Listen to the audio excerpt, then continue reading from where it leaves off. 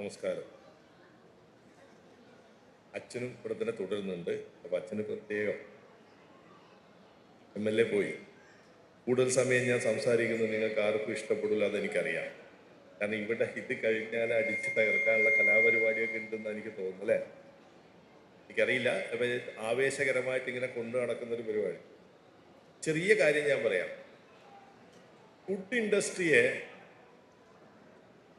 സമൂഹം വലിയ കാര്യമായി നോക്കി കാണാറില്ല.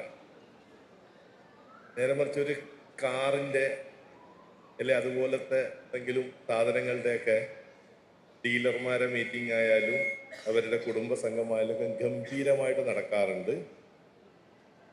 നവ്യ എനിക്ക് തോന്നുന്നു ഒരു പക്ഷേ ബേക്കിംഗ് ഇൻഡസ്ട്രിയിൽ, ഫുഡ് ഇൻഡസ്ട്രിയിൽ, ബേക്കിംഗ് ഇൻഡസ്ട്രിയിൽ ഏറ്റവും ഭംഗിയായി ഒരു കുടുംബമായി അവരെ ജീവനക്കാരുടെ കുടുംബത്തെയും ഒരുമിച്ച് കൊണ്ടുപോകുന്നു എന്നതിൽ അതിയായ സന്തോഷമുണ്ട്. കാരണം നമ്മൾക്ക് തന്നെ ഒരു പഴയ ബേക്കറിക്കാരൻ്റെ മനസ്സിൽ ബേക്കറി അല്ലെ മിസ്റ്റർ ഉണ്ടാക്കണവൻ എന്നൊക്കെ പറയുമ്പോൾ എന്തോ ഒരു ഇൻഫീരിയോറിറ്റി കോംപ്ലക്സ് ഉള്ളിലെന്ന് തോന്നിപ്പോവാറുണ്ട്. ഞാനും ഇതേ ബേക്കറി ബിസിനസ് ചെയ്യുന്നതാണ് ഈ അച്ഛൻ പറഞ്ഞപ്പോൾ നിങ്ങൾക്ക് എല്ലാവർക്കും മനസ്സിലായിട്ടുണ്ടാവും. പിന്നെ എന്നെ അറിയുന്ന ഒരുപാട് ആളുകൾ നവ്യയുടെ സ്റ്റാഫിലും ഉണ്ടാവും. എനിക്ക് തോന്നുന്നു എന്നെക്കാളും ഒരു 10-12 വർഷം മുൻപേ നവ്യ ഈ പ്രസ്ഥാനത്തിലേക്ക് വന്നിട്ടുണ്ട്. നവ്യ അതിൻ്റെതായ രീതിയിൽ അത് വളർത്തിയെടുത്തിട്ടുണ്ട്.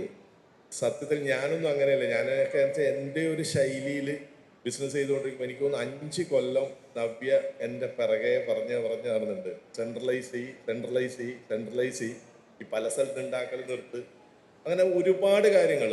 നവ്യ അന്നൊരു പുസ്തകമായിരുന്നു. അതിൽ ചില പാഠങ്ങൾ ഞാൻ പഠിച്ചു. ഇന്ന് നവ്യ ഒരു യൂണിവേഴ്സിറ്റിയാണ്. മുഴുവൻ പഠിച്ചു തീർക്കാൻ പറ്റുമെന്ന് എനിക്ക് സാധിക്കുമെന്ന് തോന്നുന്നില്ല. ഫുഡ് ഇൻഡസ്ട്രിയിൽ ഇരിക്കുന്ന നമുക്ക് അഭിമാനിക്കാവുന്ന ഒരു കാര്യമുണ്ട്. നമ്മൾ എന്തൊക്കെ പറഞ്ഞാലും ഉള്ളിൻ്റെ ഉള്ളിൽ ദൈവഭയമുള്ളവരാണ് മുഴുവൻ മനുഷ്യർ. പ്രാർത്ഥനയോടുകൂടിയേ തുടങ്ങുള്ളൂ. നമ്മുടെ പ്രാർത്ഥന എന്താ? ദൈവമേ, മുഴുവൻ ആളുകൾക്കും വിശപ്പുണ്ടാവണേന്ന്. വിശപ്പുണ്ടായാൽ മാത്രം കാര്യമുണ്ടോ? ദൈവമേ, മുഴുവൻ ആളുകൾക്കും വിശപ്പിന് പരിഹാരം കാണുവാനുള്ള ഭക്ഷണം കഴിക്കാനുള്ള സാമ്പത്തിക ശേഷി കൊടുക്കണേ എന്ന്. മൂന്നാമത്തെ പ്രാർത്ഥന എന്താ? നമ്മൾ കൊടുക്കുന്ന ഭക്ഷണം കഴിച്ച് ഒരു കുഴപ്പമില്ലാതെ നാളെയും നമ്മുടെ അടുത്ത് തിരിച്ചു വരണേ എന്ന്. നമ്മുടെ സമൂഹത്തിലുള്ള എല്ലാവർക്കും ഇങ്ങനെ പ്രാർത്ഥിക്കാൻ പറ്റുമോ? ഞാനിവിടെ പലരും ഉണ്ടാവും. ഡോക്ടർ ഉണ്ടാവും, എഞ്ചിനീയർ ഉണ്ടാവും, പോലീസുകാരുണ്ടാവും.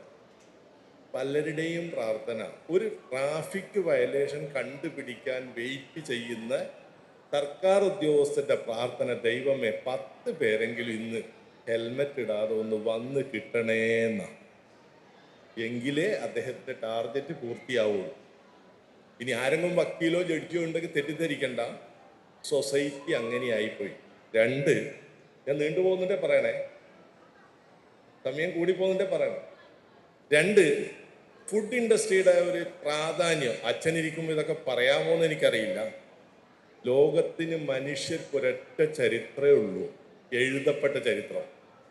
അത് നിങ്ങൾ ബൈബിൾ എടുത്തു നോക്കിയാലും, ഖുറാൻ എടുത്തു നോക്കിയാലും, തോറ എടുത്തു നോക്കിയാലും, ആദം ആൻഡ് ഈവിനപ്പുറത്തേക്ക് ഒരു മനുഷ്യൻ ജീവിച്ചതായി ലോകത്തെവിടെയും ചരിത്രം കാണൂല, അല്ലേ? എന്താണ് ആദമിനെ ഏദൻ തോട്ടത്തിൽ നിന്ന് പുറത്താക്കിയത്? അച്ഛനിക്കും അറിയാം, നിങ്ങൾക്ക് എല്ലാവർക്കും അറിയാം. കഴിക്കാൻ പാടില്ലാത്ത കഴിക്കാൻ പറഞ്ഞതാണ്. അന്ന് അങ്ങനെ സംഭവിച്ചില്ലായിരുന്നെങ്കിൽ ഇന്ന് നമ്മളിവിടെ ഉണ്ടാവില്ല.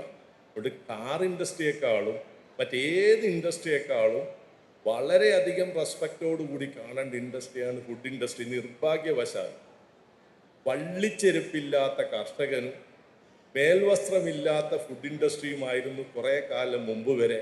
അതിൽ വലിയൊരു ചേഞ്ച് നവ്യ ബേക്കറി ഇൻഡസ്ട്രിയിൽ വരുത്തിയിട്ടുണ്ട്. അതിന് 1000 അഭിനന്ദനങ്ങൾ പറഞ്ഞുകൊണ്ട് നിർത്തുന്നു. നന്ദി, നമസ്കാരം.